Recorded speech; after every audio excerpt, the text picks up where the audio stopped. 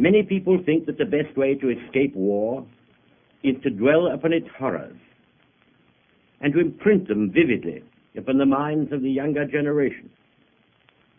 They flaunt the grisly photographs before their eyes. They fill their ears with tales of carnage. They dilate upon the ineptitude of generals and admirals. They denounce the crime and insensate folly of human strife. Now all this teaching ought to be very useful in preventing us from attacking or invading any other country, if anyone outside a madhouse wished to do so. But how would it help us if we were attacked or invaded ourselves? That is the question we have to ask. Would the invaders consent to visit Lord Beaverbrook's exhibition or listen to the impassioned appeals of Mr. Lloyd George? Would they agree to meet that famous South African, General Smuts, and have their inferiority complex removed in friendly, reasonable debate? I doubt it. I have borne responsibility for the safety of this country in grievous times. I gravely doubt it.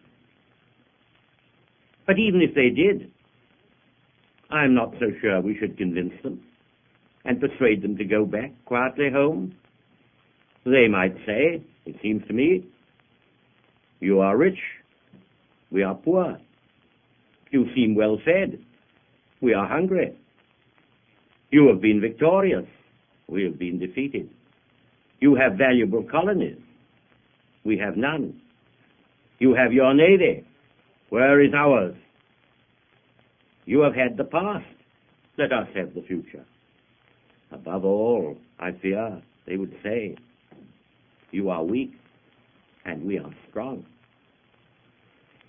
After all, my friends, only a few hours away by air, there dwells a nation of nearly 70 millions, of the most educated, industrious, scientific, disciplined people in the world, who are being taught from childhood to think of war as a glorious exercise and death in battle as the noblest fate for man.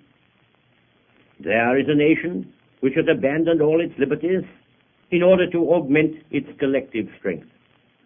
There is a nation which, with all its strength and virtue, is in the grip of a group of ruthless men preaching a gospel of intolerance and racial pride, unrestrained by law, by parliament, or by public opinion.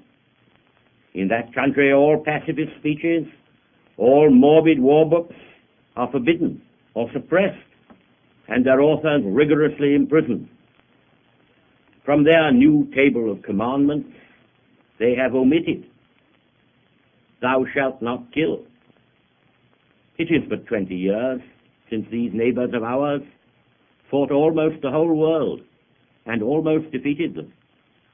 Now they are rearming with the utmost speed, and ready to their hands is this new lamentable weapon of the air, against which our navy is no defense, and before which women and children, the weak and frail, the pacifist and the jingo, the warrior and the civilian, the frontline trenches and the cottage home, all lie in equal and impartial peril.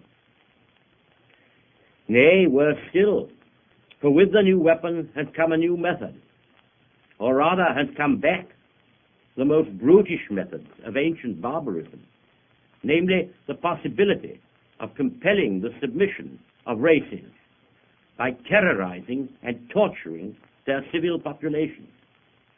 And worst of all, the more civilized a country is, the larger and more splendid its cities, the more intricate the structure of its social and economic life, the more it is vulnerable, the more it is at the mercy of those who may make it their prey.